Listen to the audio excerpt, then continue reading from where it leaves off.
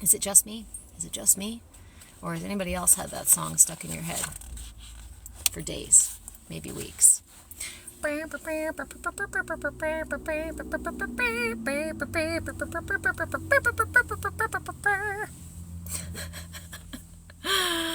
Hi guys, it is time for General Shenanigans. Hey Emily.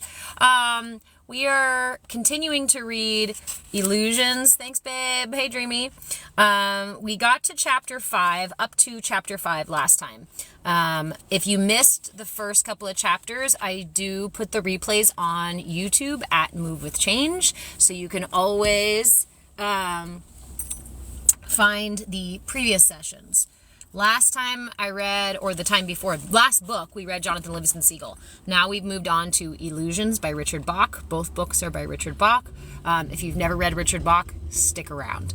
If you want the beginning of the story, we got up to chapter 5, and that is on YouTube at Move With Change. Bulldog! You did yoga the other day and released your gout. I'm so proud of you, friend. I'm so proud. Oh, I'm stuck. I'm fucking stuck. We are in hangout mode while my son does MMA. And one of these days, I'll get my shit together and join him for MMA. But for now, we read books. We will try again when the swelling goes down good. Hey, Megan, how are you? All right, my friends. For those of you who do not know me, hello, my name is Reverend Deborah. I am a movement facilitator, movement in breath, body, and being, and I am your shenanigan shaman. This is our general shenanigans session, where we get up to mischief and more. Up to mischief and more. Again, replays, thanks Bulldog, replays for all of my lives, as long as they're not subscriber only, all of my open lives are on YouTube at Move With Change. Let's dive right in. Okay, so for those of you who were with us for the first session, hold on, let me switch this over so you guys can see this. Illusions, the adventures of a reluctant messiah. Richard Bach is one of the main characters. He plays himself in this book, and he meets a man named Donald Shimoda, who also happens to be a barnstormer, flies planes. And being surprised to see somebody else in the business, because he usually doesn't, he stops and spends an afternoon with this gentleman, only to discover that Donald Shimoda was given the job of the Messiah and essentially chose to quit. To which, Richard responds, I don't think you can quit that job. And the guy's like, yeah, you totally can. God said I could, so I'm fucking quitting. And we're just now getting into this place where he's starting to get to know this guy. He's starting to be like, there's something more. He's like, he's not full of shit. This guy is genuinely, there's even a fucking handbook for it. The Messiah's Handbook. And last time, at the end of our session, I offered a couple of grabs from the Messiah Handbook. The Messiah's Handbook has no page numbers. Where is it? Where is she? And essentially is used much like a divination tool where you ask a question or think of a scenario, and you get your response from the Messiah's Handbook. Yes, mine is well loved. That's how you know it's valuable. Okay, so we're jumping right in on chapter 5. We left off with the realization that Donald Shimoda was referring to the time frame of a week and a half.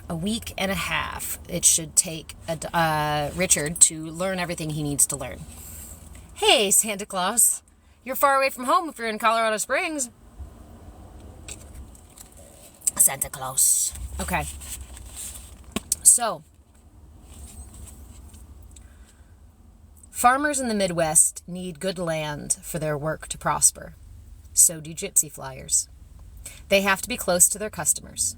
They must find fields a block from town, fields planted in grass, or hay, or oats, or wheat, cut grass short. No cows nearby to eat the fabric from their plains, alongside a road for cars, a gate in the fence for people. Fields lined so that an airplane doesn't have to fly low over any houses anywhere, smooth enough their machines aren't jolted to pieces rolling 50 miles per hour over the ground, and long enough to get in and out safely in the hot, calm days of summer, and permission from the owner to fly there for a day. Julian, we are reading Illusions, The Adventures of a Reluctant Messiah by Richard Bach. You have a North Pole in Colorado Springs? That's odd. That's an odd. I thought of this as we flew north through Saturday morning. The Messiah and me, the green and gold of land pulling softly by, 1,000 feet below. Donald Shimoda's travel air floated noisily off my right wing, bouncing sunlight all directions off its mirror panes. A lovely plane, I thought, but too big for real hard time barnstorming. It does carry 2 passengers at a time, but it also weighs twice as much as the fleet, and so needs much more field to get off the ground and back on. I owned a Travel Air once, but traded it finally for the fleet, which can get into any tiny fields. Fields the size you're more likely to find close to town. I could work a 500-foot field with the fleet, where the Travel Air took 1,300 feet. You tie yourself to this guy, I thought, and you tie yourself to the limits of his airplane. And sure enough, the moment I thought that, I spotted a neat little cow pasture by town going past below. It was a standard 1,320-foot farm field, cut in half, the other half sold to the town for a baseball diamond. Knowing Shimoda's plane couldn't land there, I kicked my little flying machine up on her left wing, nose up, power to idle, and sank like a safe toward the ballpark. We touched the grass just beyond the left field fence and rolled to a stop with room to spare. I just wanted to show off a little, show him what the fleet can do, properly flown. Julian, definitely hang out and listen to this story. That's quite some interesting insights of the life of a Messiah, because there are many Messiahs. There have been more than just a single Messiah. So come hither, come explore, come expand your knowledge base. A burst of throttle swung me around for takeoff again, but when I turned to go, there was the Travel Air, all set up on final approach to land. Tail down, right wing up. It looked like some glorious, graceful condor turning to land on a broom straw. He was low and slow, so that the hair on my neck prickled. I was about to see a crash. A Travel Air you want to hold at least 60 miles per hour over the fence to land. Slower than that with an airplane that stalls at 50, and you are going to wrap it up in a ball. But what I saw was this gold and snow biplane stop in the air instead. Well, I don't mean stop, but it was flying no more than 30 miles per hour. But an airplane that stalls at 50, mind you, stop in the air and sort of sigh 3-point onto the grass. He used half, maybe 3/4 of the space I had used to land the fleet. I just sat in the cockpit and looked, while he taxied alongside and shut down. When I turned off my engine, still staring at him dumbly, he called, "Nice field he found. Close enough to town, eh?" Our first customers, 2 boys on a Honda motorcycle, were already turning in to see what was going on. "What do you mean, close to town?" I shouted over the engine noise still in my ears. "Well, it's half a block away." No, not that. What was that landing? In the Travel Air. How did you land here? He winked at me. Magic. "No, Don, really. I saw the way you landed." He could see that I was shocked and more than a bit frightened. "Richard, do you want to know the answer to floating wrenches in the air? and healing all sickness, and turning water into wine, and walking on the waves, and landing travel airs on 100 feet of grass. Do you want to know the answers to all these miracles? I felt as though he had turned a laser on me. I want to know how you landed here.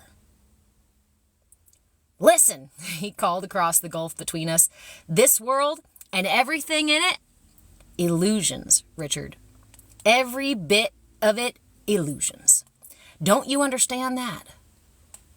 There was no wink, no smile, as though he was suddenly furious with me for not knowing long ago. The motorcycle stopped by the tail of his airplane. The boys looked eager to fly. Yeah, was all I could think to say. Roger on the illusions. Then they were on him for a ride, and it was up to me to find the owner of the field before he found us and ask permission to fly out of his cow pasture. The only way to describe the takeoffs and landings the Travel Air made that day is to tell you that it looked like a fake Travel Air, as if the plane were really an E-2 Cub or a helicopter dressed in a Travel Air costume. Somehow, it was a lot easier for me to accept a 9/16 end wrench floating weightless than to be calm watching that airplane of his lift off the ground with passengers aboard at 30 miles per hour. It is one thing to believe in levitation when you see it. It is another thing entirely to believe in miracles. Me too. I love this book's Cracking the Kingdom. My friend there, I would say both sides of that aisle, both sides of that coin, aren't they? Both sides of that coin are illusions, my friend. The whole this and that, either or, are illusions, my friend. And that is the big kicker, to recognize where the illusion is and to see through the illusion and to find the reality within it.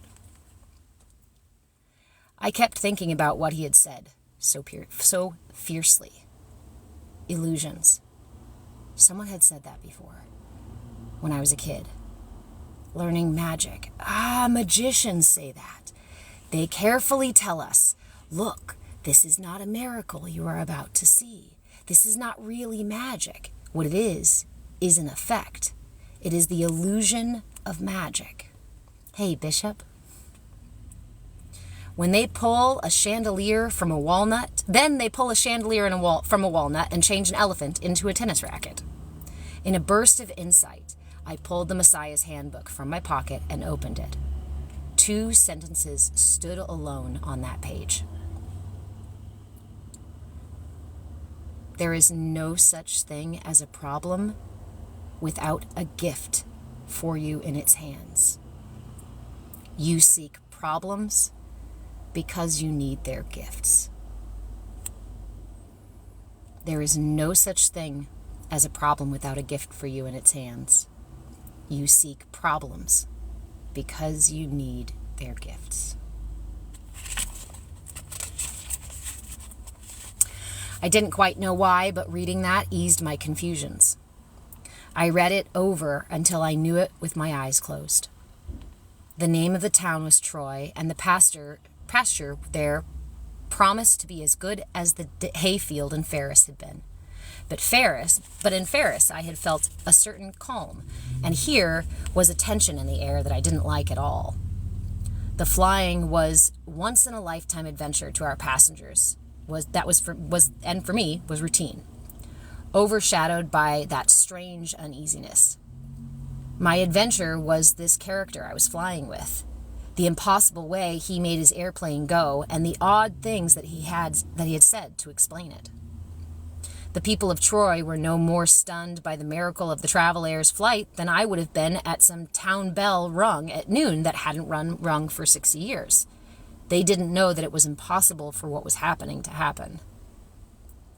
"Thanks for the ride," they said. And, "Is this all you do for a living?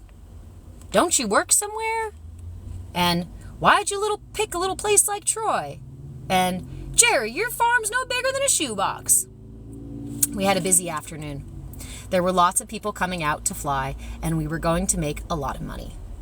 Still, part of me began to say, get out, get away from this place. I have ignored that before, and always been sorry for it. About 3 o'clock, I had shut down my engine for gas, walked twice back and forth from the Skelly station with 2 5-gallon cans of car gas when it struck me that I had not once seen the Travel Air refuel. Shimoda hadn't put gas in his plane since sometime before Paris, and I had watched him fly that machine for 7 hours now, going on 8, without another drop of gas or oil.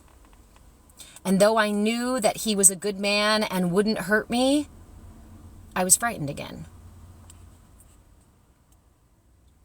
If you really stretch it, throttle back and minimum revolutions and mix your dead lean in cruise, you can make a Travel Air run 5 hours on the outside, but not 8. Not takeoffs and landings. He flew steadily on, ride after ride, while I poured the regular into my center section tank and added a quart of oil to the engine. There was a line of people waiting to fly. It was as if he didn't want to disappoint them. I caught him, though, as he helped a man and his wife into the front cockpit of his plane. I tried to sound just as calm and casual as I could. "Don, how you doing on fuel? Need any gas?" I stood at his wingtip with an empty 5-gallon can in my hand. He looked straight into my eyes, and he frowned, puzzled, as though I had asked if he needed any air to breathe. "No," he said, and I felt like a slow first grader at the back of the classroom. "No, Richard, I don't need any gas." It annoyed me. I know a little bit about airplanes and engines and fuel. "Well then," I flared at him, "how about some uranium?" He laughed and melted at once. "No thanks, I filled it last year." And then he was in his cockpit and gone with his passengers in that supernatural slow-motion takeoff. Me too, Bishop. Still feel like that first grader sometimes. Hey, green beans, how you doing? I wished first that the people would go home. Then that we would get out of here fast, people or not. Then that I would have the sense to get out of there alone at once. All I wanted was to take off and find a big empty field far away from any town and just sit and think and write about what was happening. Make some sense out of it. I stayed out of the fleet, resting till Shimoda landed again. I walked to his cockpit, there in the propeller blast of the big engine. "I've flown about enough, Dawn. Gonna be on my way. Land out from towns and be a little less busy for a while. It's been fun flying with you. See you again sometime, okay?" He didn't blink. "One more flight and I'll be with you. Guy's been waiting." "All right." The guy was waiting in a battered wheelchair, rolled down the block to the field. He was kind of smashed down and twisted into the seat, as if by some high gravity force. But there he was, because he wanted to go flying. There were other people around, 40 or 50, some in, some out of their cars, watching curiously how Don would get the man from the chair to the plane. He didn't think about it at all. "Do you want to fly?" The man in the wheelchair smiled a twisted smile and nodded sideways. "Let's go. Let's do it," Don said quietly, as though he was talking to someone who had waited on the sidelines for a long time, whose time had come to go into the game again. If there was anything strange about that moment, looking back on it, it was the intensity with which he spoke. It was casual, yes, but it was a command, too, that expected the man to get up and to get into the plane. No excuses. What happened then? It was as if the man had been acting and finished the last scene of his crippled invalid part. It looked staged. The high gravity broke away from him as though it were never there. He launched off the chair and at a half run amazed himself toward the Travel Air. I was standing close and heard him. "What did you do?" he said. "What did you do to me?" "Are you going to fly? Or are you going to fly, or are you not going to fly?" Don said. "The price is $3. Pay me before takeoff, please." "I'm flying," he said. Shimoda didn't help him into the front cockpit the way he usually helped his passengers. The people in the cars were out of the cars. There was an odd murmur from the watchers and then shocked silence. The man hadn't walked since his truck went off a bridge 11 years before. Like a kid putting on bedsheet wings, he hopped into the cockpit and slid down into the seat, moving his arms a lot as though he had just been given arms to play with. Before anybody could talk, Don pressed the throttle and the Travel-Air rolled up into the air, steep turning around the trees and climbing like fury. Can a moment be happy at the same time terrifying? There followed a lot of moments like that. It was a wonder at what could only be called a miraculous healing to a man who looked like he deserved it. And at the same time, something uncomfortable was going to happen when those two came down again. The crowd was a tight knot waiting, and a tight knot of people is a mob, and that is not good at all. Minutes ticked. Eyes bored into that little biplane flying so carefree in the sun, and some violent thing was set to go off. The Travel-Air flew steep, lazy eights, a tight spiral, and then it was floating over the fence like a slow, noisy flying saucer to land. If he had any sense at all, he would let his passenger off at the far side of the field, take off as fast, and disappear. There were more people coming. Another wheelchair, pushed by a lady, running. Me Too, Deadbeat. Actually, I think I got this one in my 20s. He taxied toward the crowd, spun the plane about to keep the propeller pointing away, shut down the engine. The people ran to the cockpit, and for a minute I thought they were going to tear fabric from fuselage to get at the two. Was it cowardly? I don't know. I walked to my airplane, pumped the throttle and primer, pulled the propeller to start the engine. Then I got into the cockpit and turned the fleet into the wind and took off. The last I saw of Donald Shimoda, he was sitting on the rim of his cockpit, and the mob had surrounded him. I turned east, then southeast, and after a while, the first big field I found with trees for shade and a stream to drink from, I landed for the night.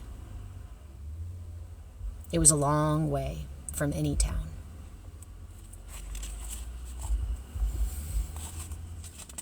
Thank you guys for the follows. Okay, chapter 6. I really love, again, if you are not familiar with Richard Bach's work, this is one of many of his books. We read Jonathan Livingston Seagull already. This is Illusions. We are on chapter 6 now. You can watch the replay of me reading it over on YouTube totally for free. I'm at Move With Change on YouTube. Thank you for the follow. And stick around because we're going to continue reading his books because they're really, really powerful books. He's a very talented, thank you, Only Love Is Real, is a really talented author. And I've always really loved the way that he puts really profound ideas into very simple, consumable material, right? These books are fun to read. They're silly to read. They're really nice, right? They're you can read it and read a fun story. And then you can read it again and read the profound insights within it. So this is a really good one, but I always recommend starting with Jonathan Livingston Seagull. Chapter 6. To this day, I can't say what it was came over me. It was just that doom feeling, and it drove me out, away even from the strange, curious fellow that was Donald Shimoda. How you doing, Noah? If I have to fraternize with doom, even with the Messiah himself, even the Messiah himself is not powerful enough to make me hang around. It was quiet in the field. A silent, huge meadow open to the sky. The only sound, a little stream I had to listen, pretty hard to hear. Lonely again. A person gets used to being alone, but break it for just a day and you have to get used to it again. All over from the beginning. Okay, so that was fun for a while, I said aloud to the meadow. It was fun, and maybe I had a lot to learn from the guy. But I get enough of crowds, even when they're happy. If they're scared, they're either going to crucify somebody or worship him. I'm sorry, that's too much. Saying that caught me short. The words I had said could have been Shimoda's exactly. Why did he stay there? I had the sense to leave, and I was no Messiah at all. Illusions. What did he mean about illusions? That mattered more than anything he had said or done. Fierce he was when he said, "It's all illusions." As though he could blast the idea into my head with sheer force. It was a problem, all right, and I needed its gift. But I still didn't know what it meant. I got a fire going after a while, cooked me up a kind of leftover goulash of bits and pieces of soybean meat, dry noodles, and 2 hot dogs from 3 days ago that boiling should have been good for. The tool bag was crushed alongside the grocery box, and for no reason, I fetched out the 9/16 and looked at it, wiped it clean, and stirred the goulash with it. I was alone, mind you, no one to watch, so for fun, I tried floating it in the air, the way he had done. If I tossed it right, straight up, and blinked my eyes when it stopped going up and started coming down, I got a half a second feeling that it was floating. But then it thunked back down in the grass or on my knee, and the effect was shattered fast. But this very same wrench, how did he do it? If that's all illusion, Mr. Shimoda, then what is it that is real? And if this life is illusion, why do we live it at all? I gave up at last, tossed the wrench a couple more times, and quit. And quitting was suddenly glad, all at once happy, that I was where I was and knew what I knew, even though it wasn't the answer to all existence or even a few illusions. When I'm alone, sometimes I sing. Oh, me old paint. I sang, patting the wing of the fleet in true love for the thing. Remember, there was nobody to hear. We'll wander the sky, hopping round hayfields till one of us gives in. Music and words both I compose as I go along. And won't it be me giving in? Paint, unless you break a spar, and then I'll tie you up with bawling wire. We'll just go on flying, we'll go on flying. The verses are endless when I get going and happy. Since the rhyming isn't that critical, I had stopped thinking about the problems of the Messiah. There was no way I could figure out who he was or what he meant, and so I stopped trying, and I guess that's what made me happy. Long about 10 o'clock, the fire ran down, and so did my song. Wherever you are, Donald Shimoda, I said, unrolling my blanket under the wing, I wish you happy flying and no crowds. If that is what you want. No, I take that back. I wish, dear lonely Messiah, that you find whatever it is that you want to find. His handbook fell out of the pocket as I took off my shirt, and I read it where it opened. The bond that links your true family is not one of blood, but of respect and joy in each other's life. Rarely do members of one family grow up under the same roof. I didn't see how that applied to me. and reminded myself never to let a book replace my own thinking. I rustled down under the blanket, and then I was out like a bulb turned off, warm and dreamless under the sky and under several thousand stars that were illusions, maybe, but pretty ones, for sure. When I came conscious again, it was just sunrise, rose light and gold shadows. I woke not because of the light, but because something was touching my head, ever so gently. I took it for a hay stem floating there. Second time, I knew it was a bug, swatted wildly and nearly broke my hand. A 9/16 end wrench is a hard chunk of iron to swat full speed, and I woke up fast. The wrench bounced off the aileron hinge, buried itself for a moment in the grass, then floated grandly to hover in the air again. Then, as I watched, coming wide awake, it sank softly back to the ground and was still.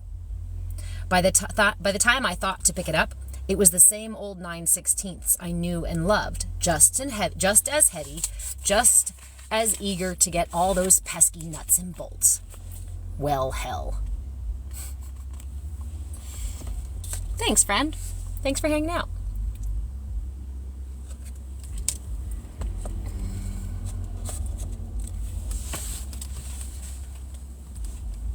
I never say hell or damn, carry over from an ego thing as a child. But I was truly puzzled, and there was nothing else to say. What was happening to my wrench?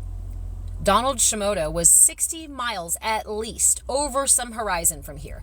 I hefted the thing, examined it, balanced it, feeling like a prehistoric ape that cannot understand a wheel is turning before its very eyes.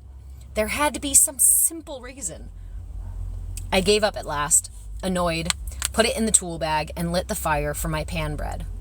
There was no rush to go anywhere. Might stay here all day if I felt like it.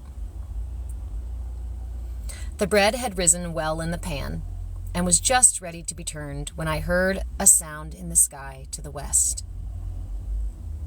There was no way that sound could have been Shimoda's plane.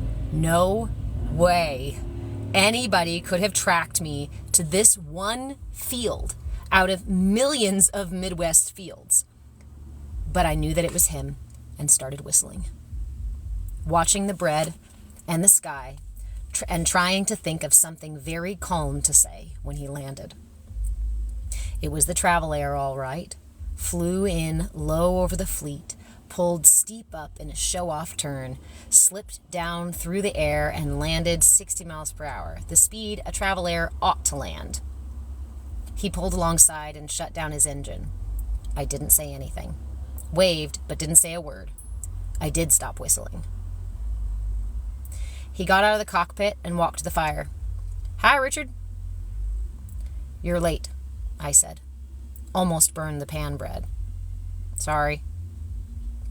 I handed him a cup of stream water and a tin plate with half of the pan bread and a chunk of margarine. "How'd it go?" I said. Went okay," he said with an instant's half smile. I escaped with my life. "Had some doubts you would." He ate the bread for a while. He ate the bread for a while in silence. I don't know why. This has always been my favorite part of the book. Okay. He ate the bread for a while in silence. "You know," he said at last, contemplating his meal, "this is really terrible stuff." "Nobody says you have to eat my pan bread," I said crossly. "Why does everybody hate my pan bread? Nobody likes my pan bread. Why is that, Ascended Master?"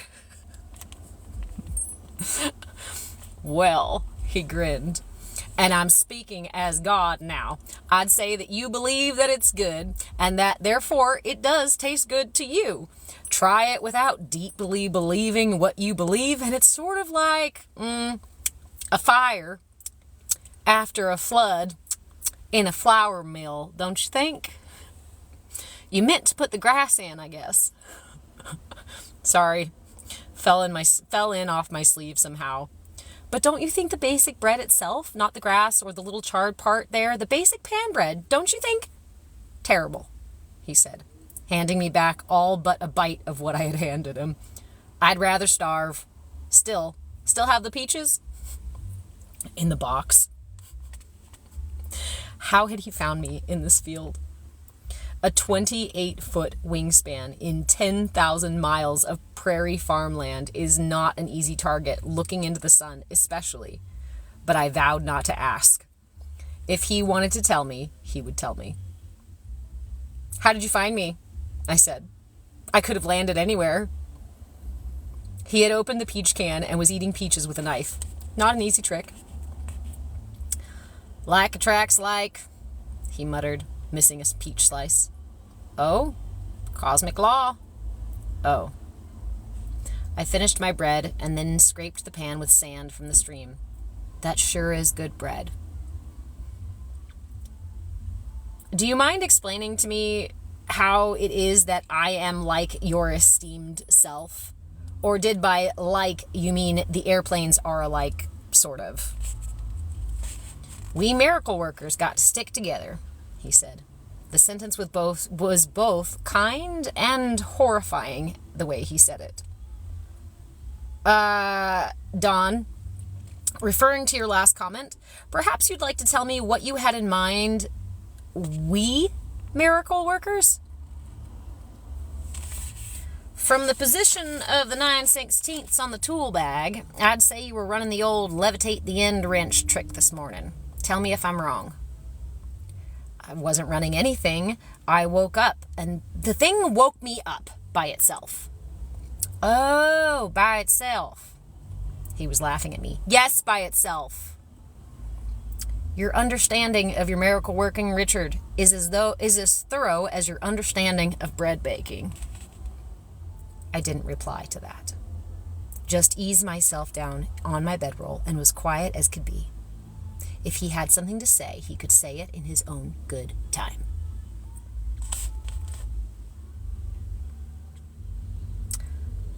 Some of us start learning these things subconsciously. Our awakened mind won't accept it, so we do our miracles in our sleep.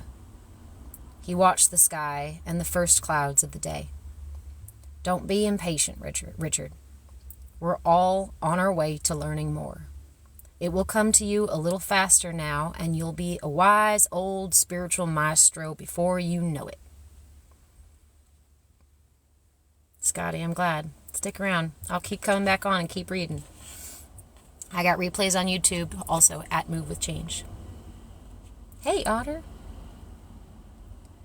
What do you mean before I know it? I don't want to know it. I don't want to know anything.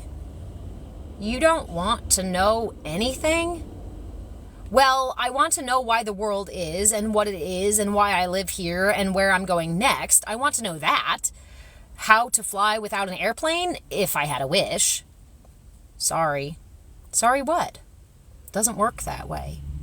If you learn what this world is, how it works, you automatically start getting miracles. Well, what will be called miracles.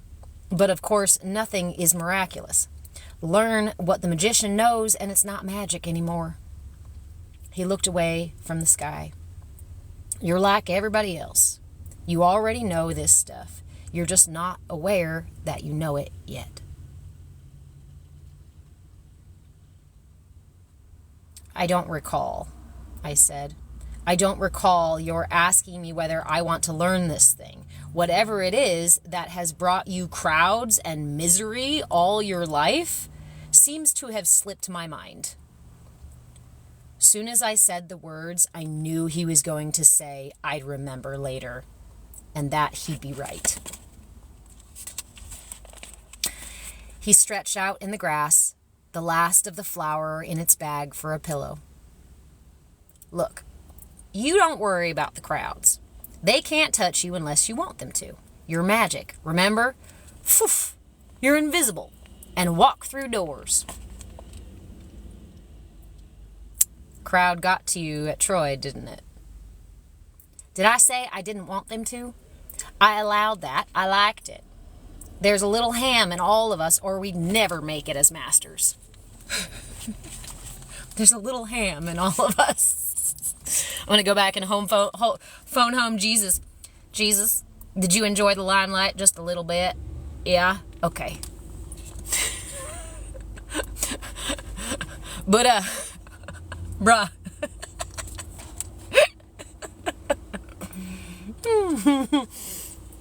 Did you enjoy all that limelight, all that bliss? Just a little bit? Yeah? All right. All right. Good to know.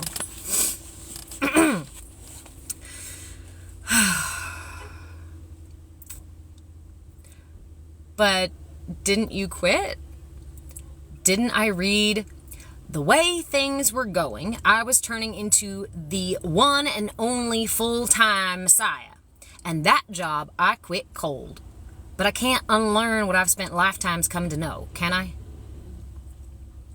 I closed my eyes and crunched a hay stem. Look, Donald, what are you trying to tell me? Why don't you just come right out and say what's going on? It was quiet for a long time. And then he said, maybe you ought to tell me. You tell me what I'm trying to say. And I'll correct you if you're wrong. I thought about that a minute and decided to surprise him. Okay, I'll tell you. I practiced then pausing to see how long he could wait if what I didn't come out too fluent. The sun was high enough now to be warm, and way off in some hidden field a farmer worked a diesel tractor, cultivating corn on Sunday.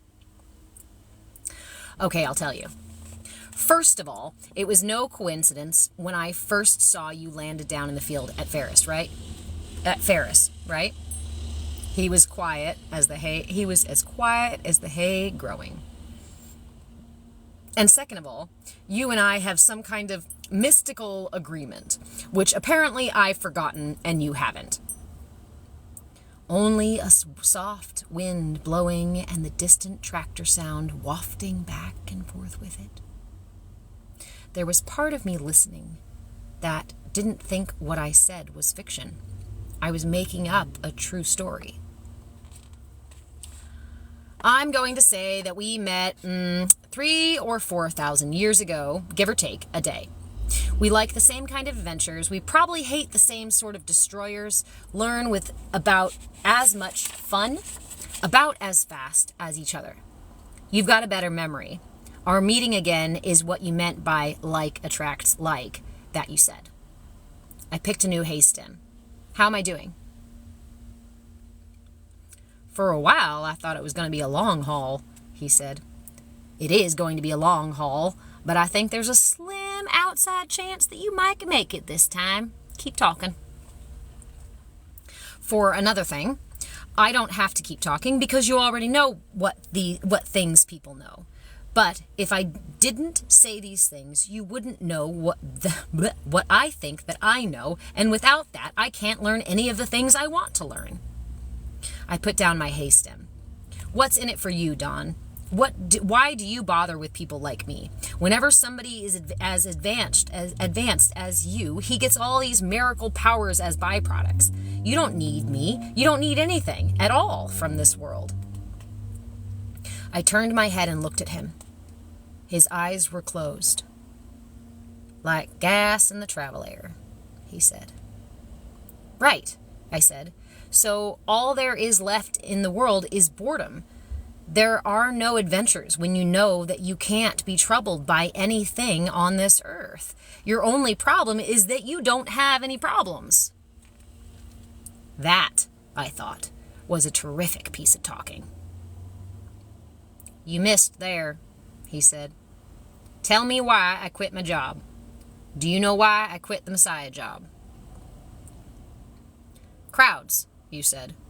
Everybody wanting you to do their miracles for them. Yeah, not the first, the second. Crowd phobia is your cross, not mine. It's not crowds that wear me, it's the kind of crowd that doesn't care at all about what I came to say. You can walk New York to London on the ocean. You can pull gold coins out of forever and still not make them care, you know? When he said that, he looked lonelier than I had ever seen a man still alive. He didn't need food or shelter or money or fame. He was dying of his need to say what he knew. And nobody cared enough to listen.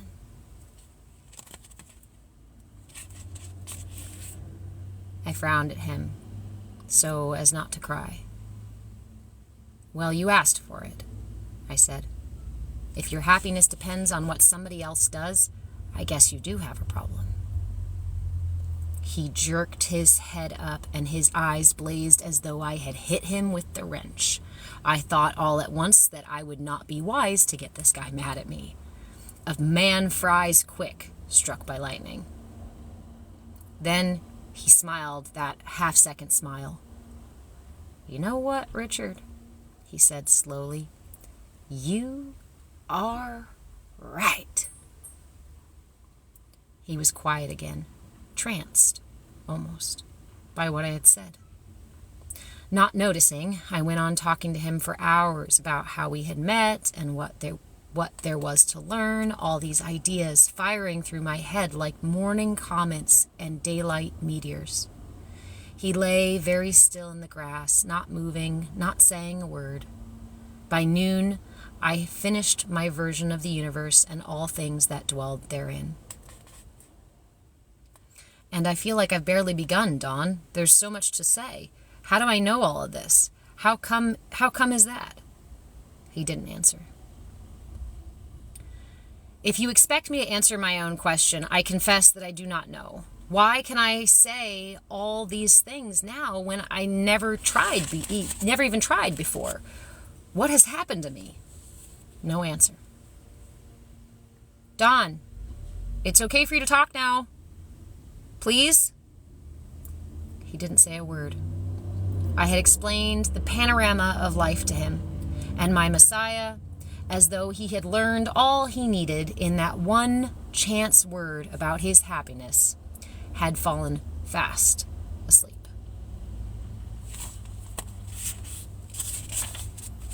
Chapter 7.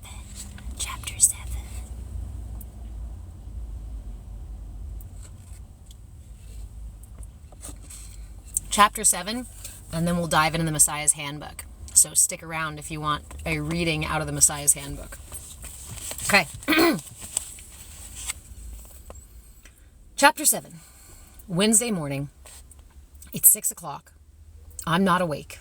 And whoom, there's this enormous noise, sudden and violent as some high explosive symphony. Instant 1,000-voice choruses, words in Latin, violins and timpani and trumpets to shatter glass. The ground shuddered. The fleet rocked on her wheels, and I came out from under the wing like a 400-volt cat. Furs straight out, exclamation points. The sky was cold fire sunrise. The clouds alive in wild paint, but all of it blurred in the dynamite crescendo. Stop it! Stop it! Stop it! Off! Music! Off it! Shimoda yelled, so loud and so furious I could hear him over the din, and the sound stopped at once, echoes rolling off and away and away and away and away. Then it was a gentle, holy song, quiet as the breeze, Beethoven in a dream. He was unimpressed. Look, I said, off it! The music stopped. Woof, he said. I just looked at him. There is a time and a place for everything, right? He said. Well, time and place, well... A little celestial music is fine in the privacy of your own mind, and maybe on special occasions. But first thing in the morning, and turned up that loud, what are you doing? What am I doing, Dawn? I was sound asleep. What do you mean, what am I doing? He shook his head, shrugged his shoulders helplessly, snorted, and went back to his sleeping bag under the wing.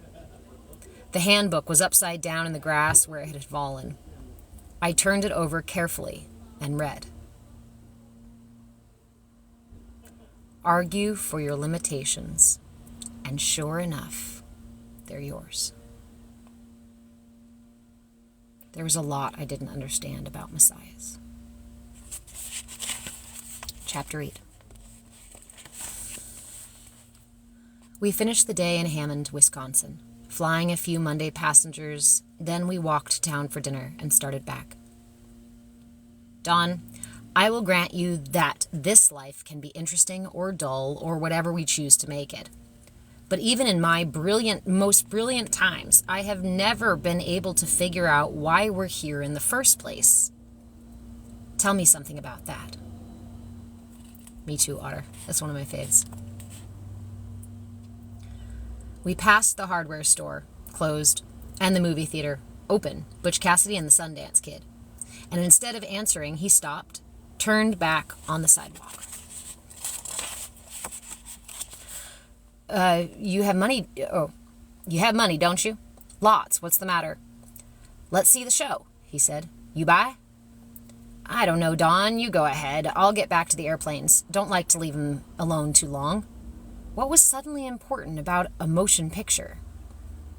The planes are okay. Come on, let's go to the show. It's already started, so we come in late. He was already buying his ticket. I followed him into the dark, and we sat near the back of the theater. There might have been 50 people around us in the gloom. I forgot why we came, after a while, and got caught up in the story, which I've always thought a classic movie. Anyway, this would be my third time seeing Sundance. The time in the theater spiraled and stretched the way it does in a good film, and I watched a while for technical reasons. How each scene was designed and fit to the next. Why this scene now and not later on. I tried to look at it that way, but got spun up in the story and forgot. About the part where Butch and Sundance are surrounded by the entire Bolivian army, almost at the end, Shimoda touched my shoulder. I leaned toward him watching the movie, wishing he could have kept whatever he was going to say to himself till after it was over. Richard. Yeah. Why are you here? It's a good movie, Dawn. Shh. Butch and Sundance, blood all over them, were talking about why they ought to go to Australia. Why is it good? He said. It's fun. Shh. I'll tell you later. Snap out of it. Wake up. It's all illusions. I was irked. Donald, there's just a few more minutes, and then we can talk all you want, but let me watch the movie, okay? He whispered intensely, dramatically, Richard, why are you here? Look, I'm here because you asked me to come in here. I turned my back and tried to watch to the end. You didn't have to come. You could have said no thank you. I like the movie. A man in front turned to look at me for a second. I like the movie, Dawn. Is there anything wrong with that? Nothing at all, he said, and he didn't say another word till it was over and we were walking again past the used tractor lot and out into the dark toward the field and the airplanes. It would be raining before long. I thought about this odd behavior in the theater. You do everything for a reason, Dawn? Sometimes. Why the movie? Why did you all of a sudden want to see Sundance? You asked a question. Yes, do you have an answer? That is my answer. We went to the movie because you asked a question. The movie was the answer to your question. He was laughing at me. I knew it. What was my question? There was a long, pained silence. Your question, Richard, was that even in your brilliant times, you have never been able to figure out why we are here. Hey, June. Hey, preacher. Stick around. I remembered. And the movie was my answer. Yes. Oh. You don't understand? He said. No, That was a good movie, he said, but the world's best movie is still an illusion, is it not? The pictures aren't even moving. They only appear to move, changing light that seems to move across the flat screen set up in the dark. Well, yes, I was beginning to understand. The other people, any people anywhere who go to any movie show, why are they there when it is only illusions? Well, it's entertainment, I said. Fun. That's right. 1. Could be educational. Good. It is always that. Learning. 2. Fantasy. Escape. That's fun too. 1. Technical reasons. To see how a film is made. Learning. 2. Escape from boredom. Escape. You said that. Social. To be with friends, I said. Reasons for going, but not reasons for seeing the film. That's fun. Anyway, 1. Whatever I came up with fit his 2 fingers. People see films for fun, or for learning, or for both together. And a movie is like a lifetime, Dawn. Is that right? Yeah. Then why would anybody choose a bad Lifetime or a horror movie? They not only come to the horror movie for fun, they know it's going to be a horror movie when they walk in, he said. But why? Do you like horror films? No. Do you ever see them? No. But some people spend a lot of money and time to see horror or soap opera problems that to other people are dull and boring. He left the question for me to answer.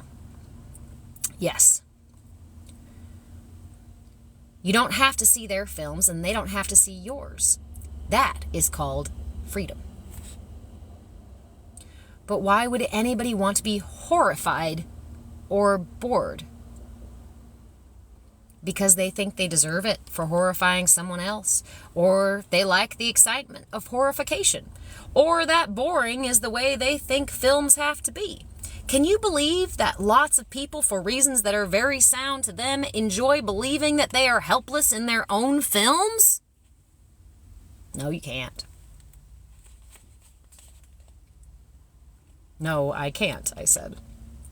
Until you understand that, you will wonder why some people are unhappy.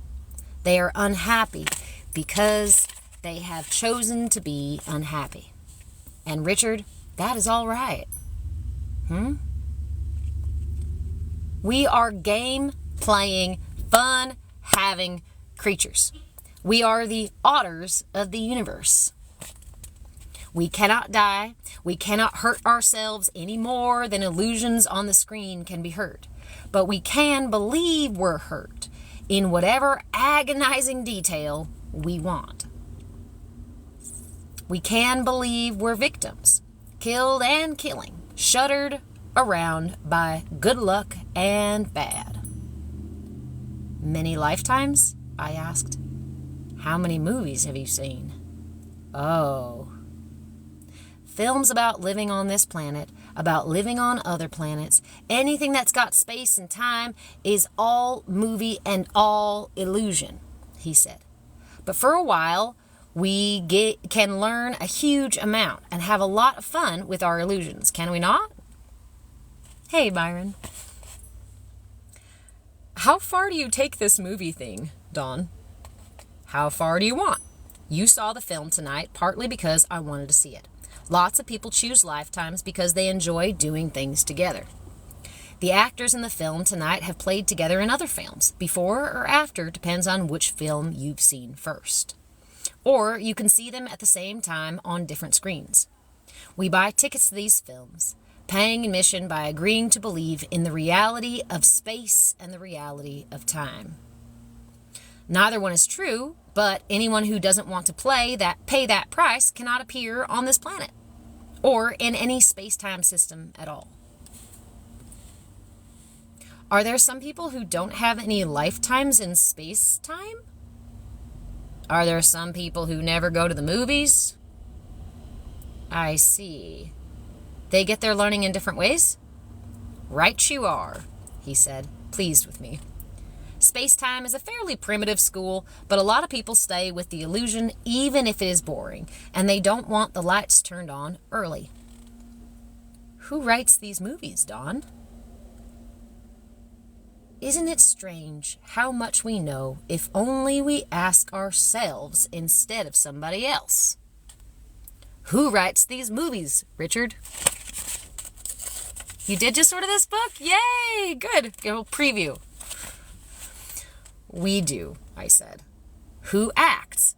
Us. Who's the cameraman, the projectionist, the theater manager, the ticket taker, the distributor, and who watches all them happen? Who is free to walk out in the middle at any time, change the plot whenever? Who is free to set the same film over and over and over again? Let me guess, I said.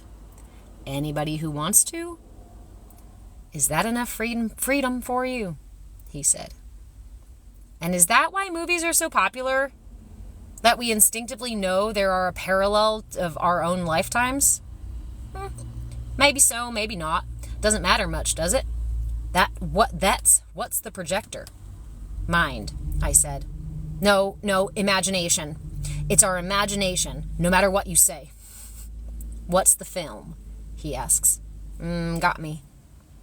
Whatever we give our consent to put into our imagination. Maybe so, Dawn. You can hold a reel of film in your hands, he said, and it's all finished and complete. Beginning, middle, end are all there that same second, that same millisecond of millionths of a second. The film exists beyond time that the time that it records. And if you know that what the movie is, you know generally what's going to happen before you walk into the theater. There's going to be battles and excitement, winners and losers, romance, disaster.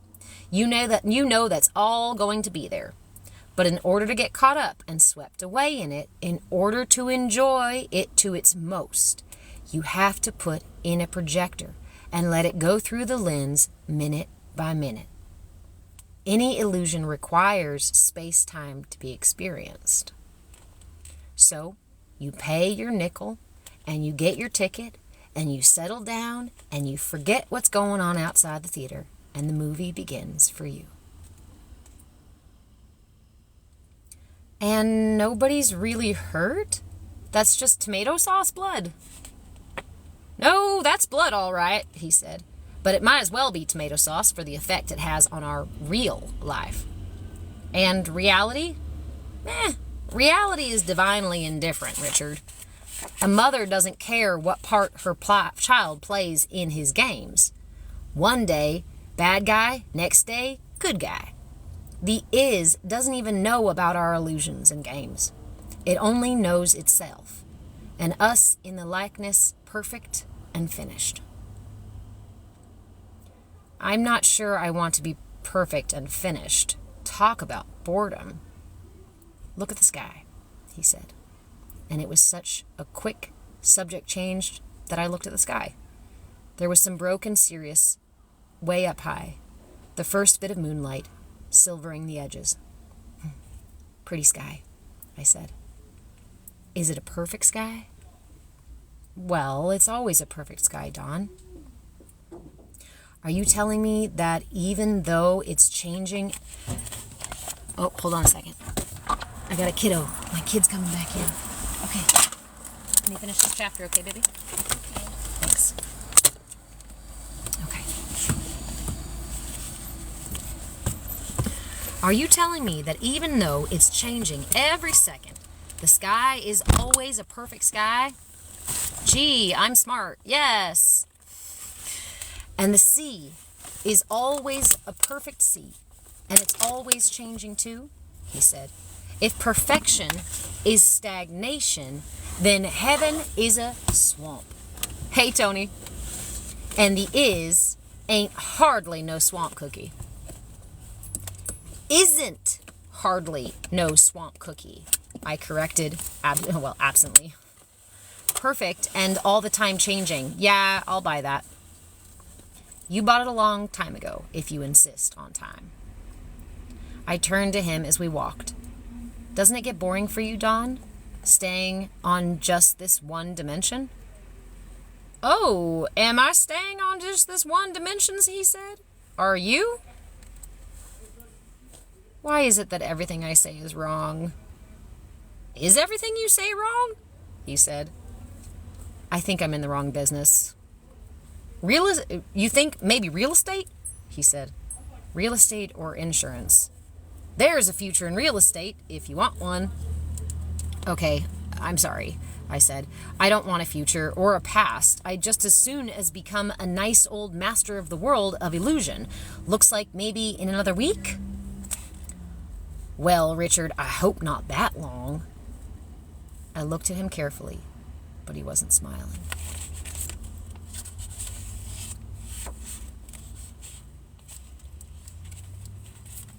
Hey, friends! You've had this book for a long time and you've never read it?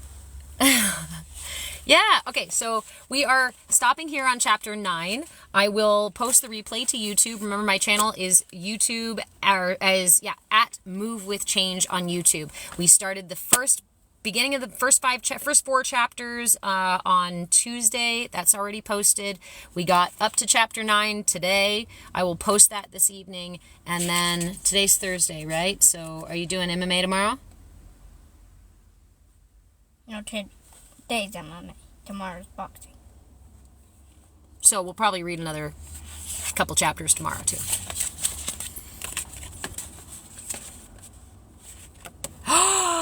Yes, please. Yes, please, my friend. Please. I would love to. I would love to.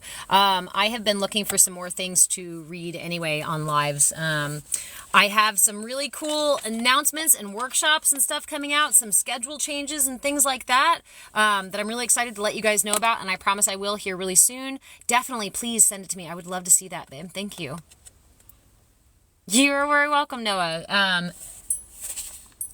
Anybody want a read from the Messiah's Handbook? Throw a gift up, and I will give the first 3 people to gift a read. Ready? Anybody want one? Elilyn, you want one? Yeah. Okay. Right page or left? You gotta tell me right or left first.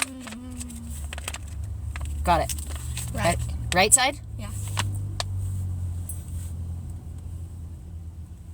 There is nothing here but perfect. Perfect expression of perfect life. Can't be changed. No different truth. Ah, I like that one. Those two of them gave you a gift. Okay, all right. Hi, Lifer. I see your name spelt in my head, and my brain is trying to pronounce it like 6 million times. Okay, tell me right or left page that you want.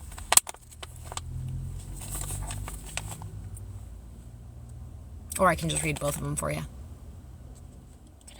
Could I have left on mine? Left page. Time cares about becoming. Reality cares about is. Mama, could you read me the left on mine too? It's already gone. Shay, I know, but I'm trying to say it the way that you told me initially how to pronounce it. That's what my brain keeps doing. Anyway, it's trying to say it the proper pronunciation. Okay. Anybody else want one last one? And then we got to go home.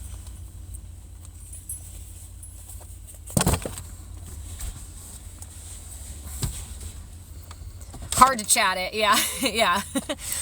Okay, guys. I'm going to boogie. My son's going to read the Messiah's Handbook. Watch out, world. Okay. For my page. Again, replays for the reading today are on YouTube at Move With Change. So are all my other replays.